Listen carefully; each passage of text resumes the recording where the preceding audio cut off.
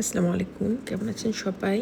আলহামদুলিল্লাহ আমরা ভালো আছি। এটা হচ্ছে শুক্রবারের আমার একটা মিনি ভ্লগ। আশা করি আপনাদের ভালো লাগবে। তো সকালবেলা আমি এখানে ওটস, কলা আর ডিম দিয়ে একটু প্যানকেক বানিয়ে নিয়েছি ব্রেকফাস্টের জন্য, আর একটু দুধ চা।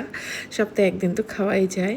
তারপর আমি চলে যাব রান্নায়। আজকে একটু পাক্কি বিরিয়ানি ট্রাই করব। এটার জন্য চিকেনটা আমি ভালো করে রান্না করে নিয়েছি, আর আলাদা পোলাওটাও রান্না করে নিয়েছি। তারপর এখান থেকে অর্ধেক পোলাও উঠিয়ে নিয়ে বাকি যে রান্না করা চিকেনটা দিয়ে একটু বেরেস্তা দিয়ে কিছু কাঁচামরিচ দিয়ে কিছুক্ষণ দমে রাখবো বাকি পোলাওটা দিয়ে। তো এর মধ্যে আবার ফ্রিজে বেশ কিছু দুধ জমে গিয়েছিল, তো সেখান থেকে আমি 3 লিটার দুধ জাল দিয়ে নিয়েছি ছানা করে কাঁচাগোল্লা বানাবো। তো আর একটা আলুর চপ বানাচ্ছি। এটা দেখলাম যে চিকেন দিয়ে আলু দিয়ে চপটা বানিয়েছি, আর হচ্ছে ময়দার মধ্যে কোট করে সেমাই দিয়ে এটাকে আমি মাখিয়ে নিয়েছি।